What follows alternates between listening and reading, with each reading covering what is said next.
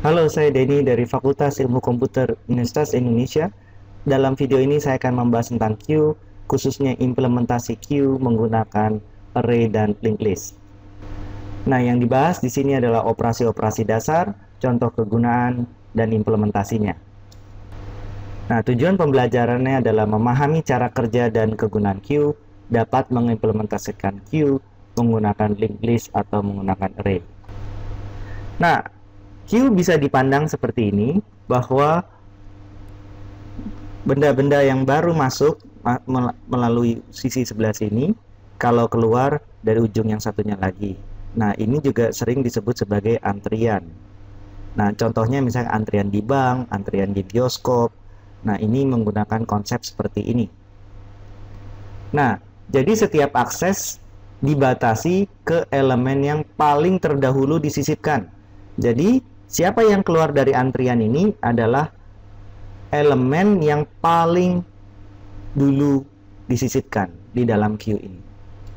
Nah, operasi-operasi dasarnya yaitu enqueue, itu memasukkan ke dalam queue, dequeue, itu mengeluarkan dari queue, getFront, mencari tahu siapa yang paling depan. Nah, operasi-operasinya ini waktunya konstan karena mirip dengan stack. Nah, queue itu sering disebut menggunakan prinsip FIFO karena first in, first out. Yang pertama kali masuk, dia yang pertama kali keluar. Sedangkan dalam stack, itu prinsipnya sering disebut sebagai LIFO karena last in, first out.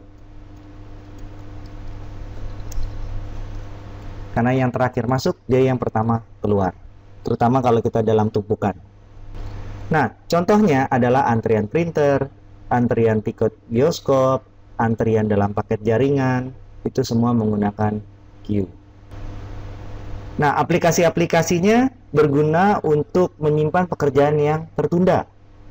Nah, nanti kita akan melihat beberapa contoh penggunaan. Contohnya misalkan dalam Maze Runner yang dulu pernah kita bahas, kita bisa menggunakan queue untuk membuat versi non-rekursif yang memberikan jarak terpendek dari asal ke tujuan. Nah, contoh lainnya adalah topological ordering, di mana kita diberikan sebuah urutan dari kejadian dan pasangan-pasangan A, B, di mana A itu harus didahulukan sebelum B. Nah, dengan data itu kita harus membuat sebuah jadwal di mana A harus muncul sebelum B, ya. Dan ini pasangan ini banyak, atau constraint, atau misalnya syarat-syarat dari kegiatan tersebut. Nah, bagaimana mengimplementasikannya dengan array? Nah, cara naif, kita simpan benda-benda itu atau elemen-elemen atau item-item tersebut dalam suatu array dengan item terdepan pada indeks 0, item paling belakang pada indeks back. Nah, enqueue mudah dan cepat kita lakukan dengan menambahkan back, jadi di increment, ditambah 1. Dequeue tidak efisien. Kenapa? Karena kan tadi elemen terdepan ada pada indeks 0. Jadi, setiap kali kita dequeue, kita harus menggeser setiap elemen ke depan. Akibatnya, waktunya menjadi ON. Karena kita harus menggeser N buah elemen. Dimana pada saat itu, kalau misalnya ada 10 elemen, berarti kita harus menggeser 9 elemen ke depan. Kalau misalnya ada 100 elemen, kita harus menggeser 99 elemen ke depan. Nah, ini contohnya misalkan kita masukkan X. Nah, di sini ini pada indeks ke 0, ini adalah bagian yang paling depan dan yang paling belakang ada di sini. Nah, saya misalnya enqueue lagi Y, maka yang dilakukan adalah back-nya nambah 1 dan Y-nya dimasukin di sini. Jadi tambahkan dulu Y pada posisi back, kemudian back tambah 1. Kalau kita masukkan lagi Z, nah kita masukkan dulu Z pada posisi back sebelumnya, kemudian baru backnya ditambah 1. Nah, ketika kita melakukan DQ, yang terjadi adalah kita harus memindahkan yang Y ke sini, habis itu yang Z ke sini. Nah, karena di sini ada 3 elemen, kita harus melakukan 2 perpindahan, sehingga kita mendapatkan hasil akhir seperti ini. Bayangkan kalau ada 1000 elemen, maka kita harus melakukan perpindahan seperti ini sebanyak 999 kali. Nah, ide yang lebih baik, kita menggunakan front untuk mencatat indeks terdepan, selain kita menggunakan back yang mencatat indeks terbelakang. Nah, jadi DQ dilakukan dengan cara mengincrement front.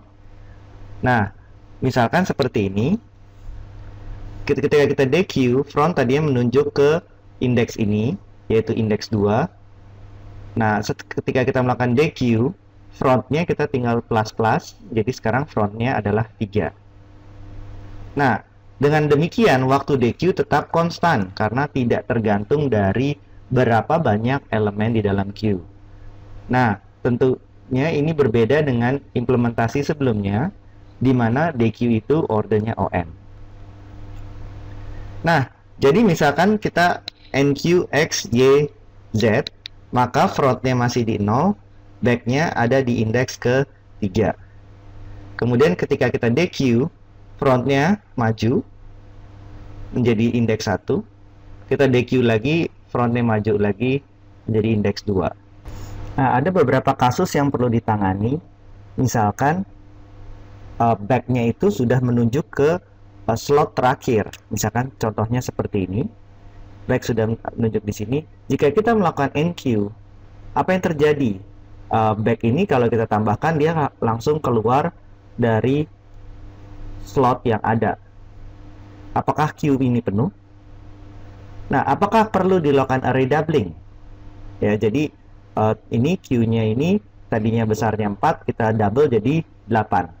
Nah, kalau kita lakukan array doubling, permasalahannya apa? Ini elemennya cuma ada 2, space sebenarnya ada, ya kan? Size dari array-nya ini 4, cuma bagian depannya tidak dipakai. Ya, maksud saya 2 itu ketika saya sudah meng-NQ elemen satu lagi, nah kan jadi ada 2 elemen. Nah, sama juga jika indeks itu sudah menunjuk ke slot terakhir atau sel terakhir. Nah, ketika kita melakukan DQ, yang dilakukan adalah kita memajukan front. Nah, permasalahannya ketika kita memajukan front, itu menjadi index out of bound. Nah, apakah queue ini penuh? Jawabannya tentunya tidak. Apakah perlu dilakukan array doubling? Nah, karena ini tidak penuh, ya tentunya kita melakukan array doubling itu tidak efisien.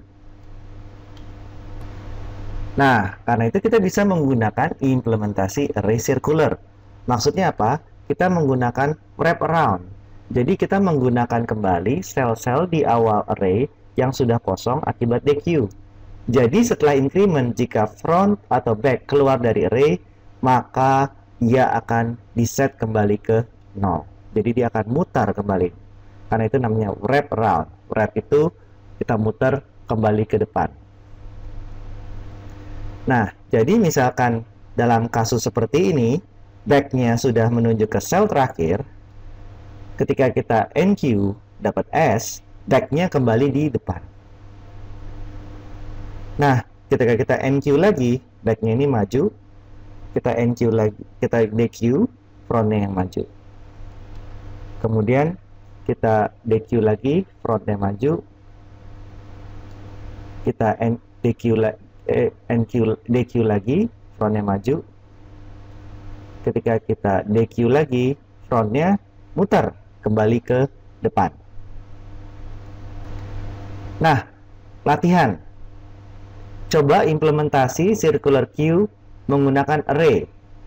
Nah, jadi metode-metode yang harus diimplementasi pertama adalah NQ, DQ, is empty, is full, size, array doubling. Nah, yang agak tricky itu adalah bagian yang ini, is empty dan full. Bagaimana Anda mendeteksi bahwa queue itu sudah kosong atau queue-nya itu sudah penuh? Nah, queue juga bisa diimplementasi dengan menggunakan linked list. Jadi kita menyimpan dua reference ke elemen paling depan, front, dan back. Nah, contohnya seperti gambar di bawah ini. Kita punya front dan back. Nah, ketika kita melakukan enqueue, kita membuat node baru, new node, yang datanya X. Jika queue sebelumnya empty, maka front sama dengan back sama dengan new node.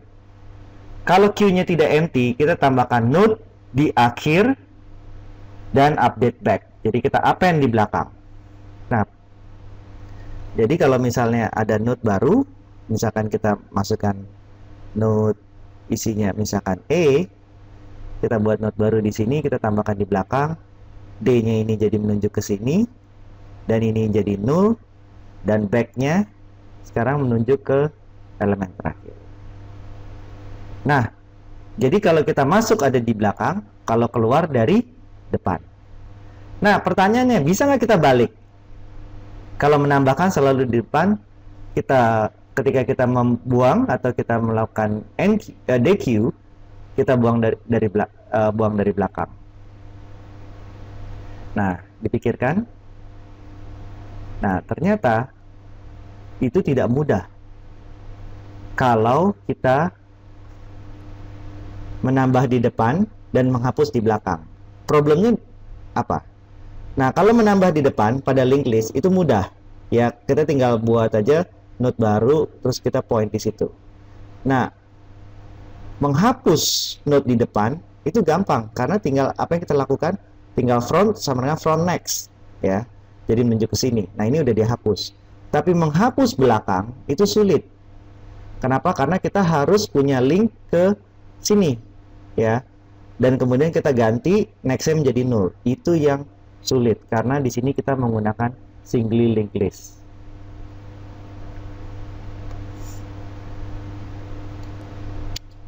Nah, implementasi dengan menggunakan linked list, kita bisa menggunakan class myLinkedListQueue, ini tipe dengan generic T, kita punya node yang menyimpan depan dan belakang. Nah, ini kita punya constructor is empty, make empty, get front, dq, get front, and dq, enqueue. Nah, ini metode-metode ini relatif pendek-pendek dan sangat mudah diimplementasi. Coba kamu latihan.